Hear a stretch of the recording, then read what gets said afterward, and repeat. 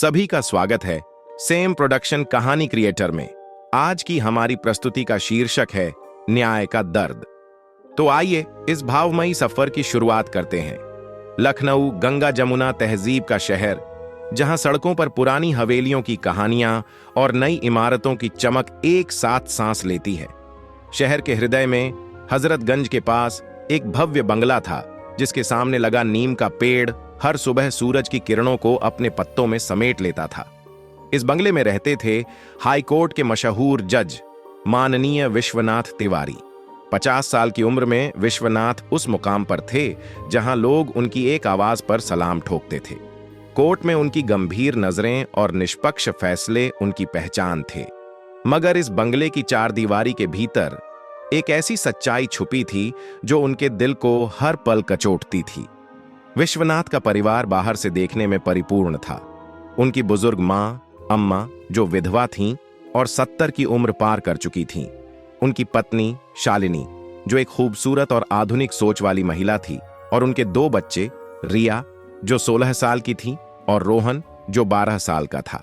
मगर इस परिवार की चमक के पीछे एक अंधेरा था जो धीरे धीरे विश्वनाथ के दिल को खा रहा था। अम्मा, जिनका असली नाम सरस्वती देवी था, अपने कमरे में अकेली रहती थीं। उनकी जिंदगी अब 4 दीवारों, एक पुराने लकड़ी के पलंग और कुछ धुंधली तस्वीरों तक सिमट गई थी। उनके पास एक छोटा सा रेडियो था जिस पर वह पुराने गाने सुनती थीं, वही गाने जो उन्हें उनके पति और जवानी के सुनहरे दिनों की याद दिलाते थे। मगर अब उनकी आंखों की चमक मध्यम पड़ चुकी थी। शालिनी, उनकी बहू, उनकी देखभाल में लापरवाही बरतती थी। न समय पर खाना देती, न दवाइयां, और न ही वह स्नेह जो एक बुजुर्ग को चाहिए।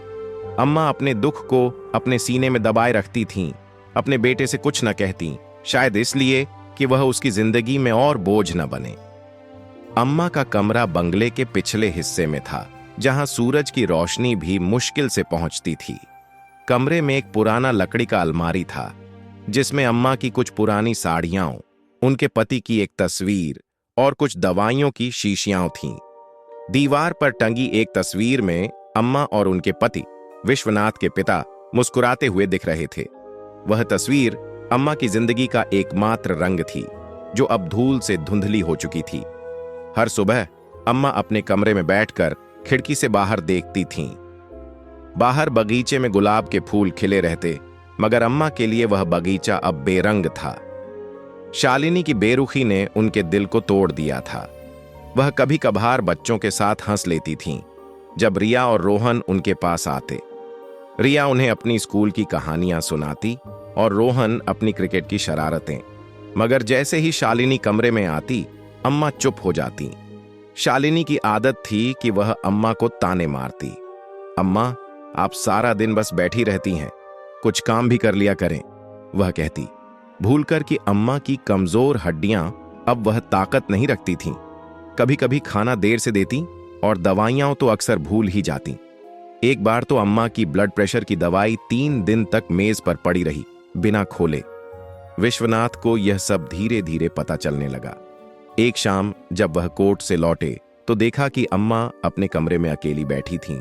उनकी आंखें नम थीं। विश्वनाथ ने धीरे से पूछा, अम्मा, आप ठीक तो हैं? कुछ हुआ है? अम्मा ने बस मुस्कुराकर कहा, कुछ नहीं बेटा, बस थोड़ा सिर दुख रहा है। मगर उनकी आवाज में वह दर्द था जो विश्वनाथ के दिल तक पहुंचा। वह समझ गए कि शालिनी की लापरवाही अब अम्मा के लिए दुख का कारण बन रही थी। विश्वनाथ ने शालिनी से बात करने की कोशिश की। शालिनी, अम्मा की देखभाल में थोड़ा और ध्यान दो। वह बूढ़ी हैं, कमजोर हैं, उन्हें तुम्हारी जरूरत है। मगर शालिनी ने बेपरवाही से जवाब दिया, आपको क्या लगता है मैं कुछ नहीं करती? सारा दिन घर के काम, बच्चों की पढ़ाई और ऊपर से अम्मा की शिकायतें, मैं अकेली कितना करूं? विश्वनाथ चुप रहे। वह जानते थे कि शालिनी की बातों में सच्चाई कम थी, मगर वह यह बात बाहर नहीं ला सकते थे। एक जज के लिए उसका घर समाज में एक मिसाल होता है। अगर यह बात बाहर गई तो उनकी इज्जत पर बट्टा लग सकता था। विश्वनाथ का मन हर पल बेचैन रहता। कोर्ट में वह दूसरों के दुख सुनते, उनके लिए फैसले लेते, मगर अपने घर का दुख उनके लिए एक पहेली बन गया था। हर रात जब वह अपने स्टडी रूम में बैठकर केस की फाइलें पढ़ते, उनकी आंखें बार बार अम्मा के कमरे की ओर जातीं। वह याद करते कि कैसे अम्मा ने उन्हें पाला, उनके लिए रात रात जागकर उनकी पढ़ाई में मदद की, उनके हर सपने को अपना बनाया। और अब वह अपनी मां को उस दुख में देख रहे थे जिसे वह रोक नहीं पा रहे थे। एक रात जब सारा घर सो चुका था, विश्वनाथ अम्मा के कमरे में गए। अम्मा अपने रेडियो पर एक पुराना गाना सुन रही थीं, लता मंगेशकर की आवाज में, ऐ मेरे वतन के लोगों।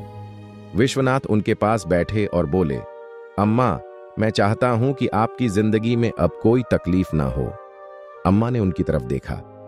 उनकी आंखों में एक सवाल था, मगर वह चुप रहीं। विश्वनाथ ने उनके हाथों को अपने हाथों में लिया और कहा, मैं आपका दुख नहीं देख सकता। उस रात विश्वनाथ ने एक कठोर फैसला लिया।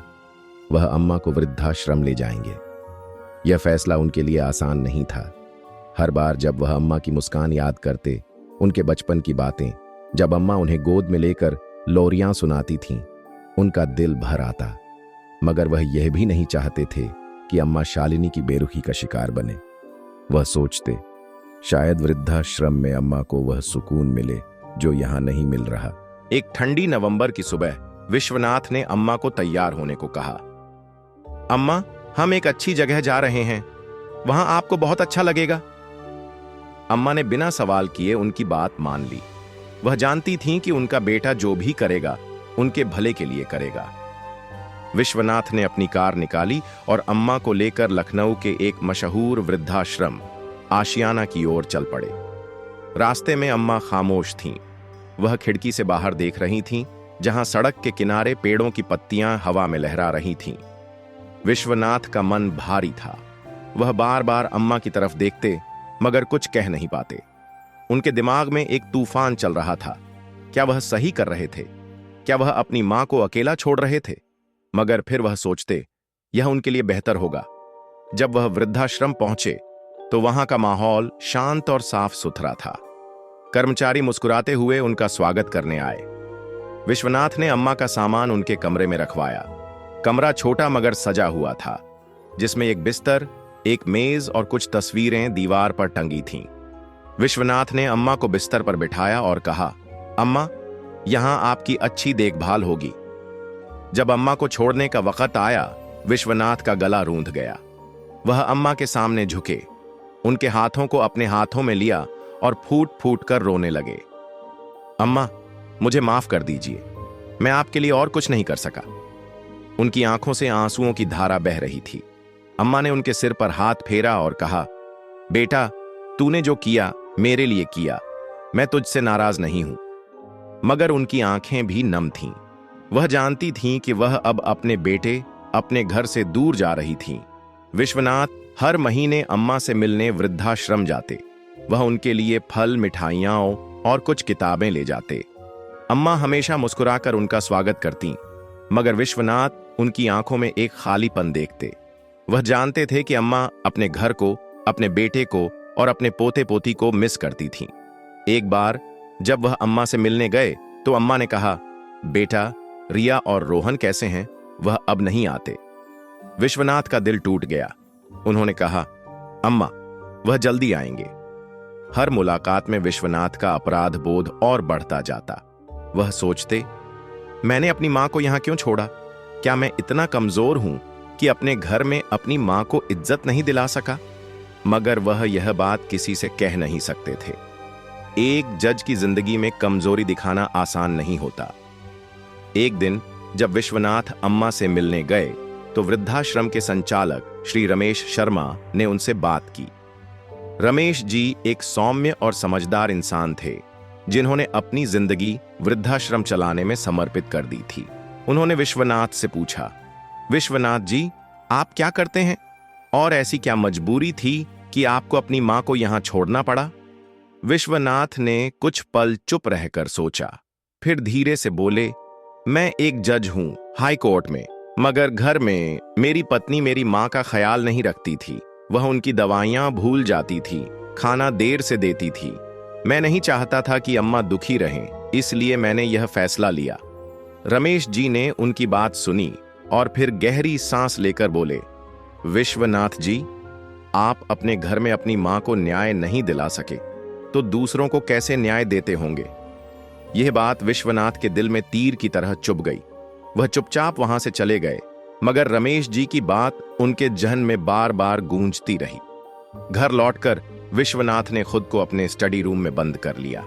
न खाना खाया, न पानी पिया, न किसी से बात की। कोर्ट जाना भी बंद कर दिया। वह दिन रात बस उस एक सवाल से जूझते रहे, जो इंसान अपनी मां को न्याय नहीं दे सका, वह दूसरों को क्या न्याय देगा। उनका मन अपराध बोध से भारी हो गया। वह सोचते कि क्या वह एक बेटे के रूप में, एक इंसान के रूप में नाकामयाब रहे। उनकी आंखों के सामने अम्मा की वह मुस्कान बार बार आती जब वह उन्हें बचपन में स्कूल छोड़ने जाते थे। वह याद करते कि कैसे अम्मा ने उनके लिए अपनी हर ख्वाहिश कुर्बान कर दी थी। 4 दिन बाद विश्वनाथ ने आखिरकार अपने कमरे का दरवाजा खोला। उन्होंने शालिनी, रिया और रोहन को बुलाया। तीनों घबराए हुए थे। विश्वनाथ ने गहरी सांस ली और बोले, शालिनी, मैं तुम्हें तलाक देता हूं। यह सुनकर शालिनी और बच्चे स्तब्ध रह गए। शालिनी ने रोते हुए पूछा, ये आप क्या कह रहे हैं? ऐसा क्यों? विश्वनाथ ने शांत मगर दृढ़ स्वर में कहा, तुम मेरी मां का ख्याल नहीं रख सकी।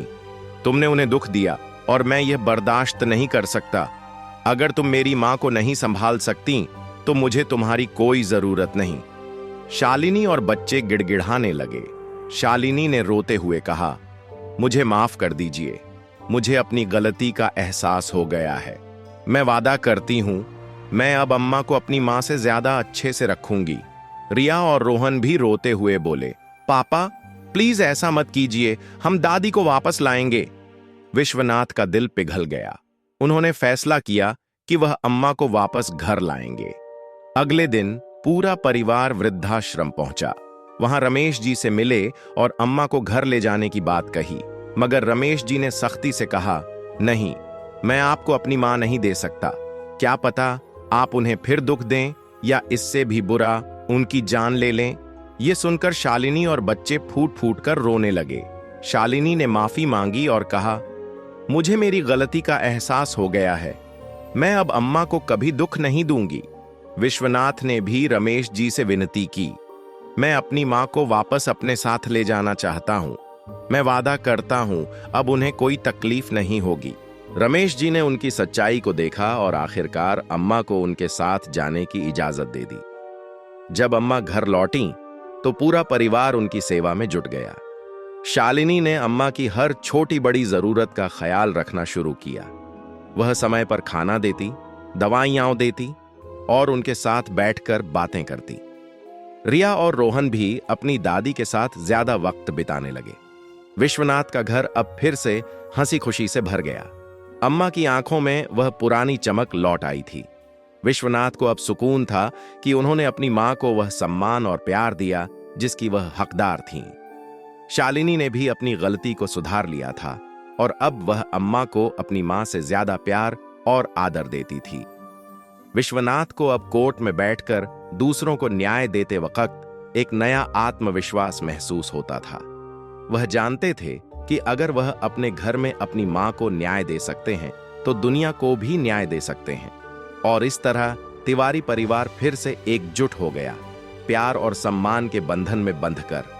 तो आज की कहानी यहीं खत्म होती है। फिर मिलेंगे एक नई दिलकश कहानी के साथ। जरूर इंतजार कीजिएगा। अगर आपने अभी तक हमारे चैनल को सब्सक्राइब नहीं किया है तो फौरन सब्सक्राइब करें और बेल आइकन दबाएं।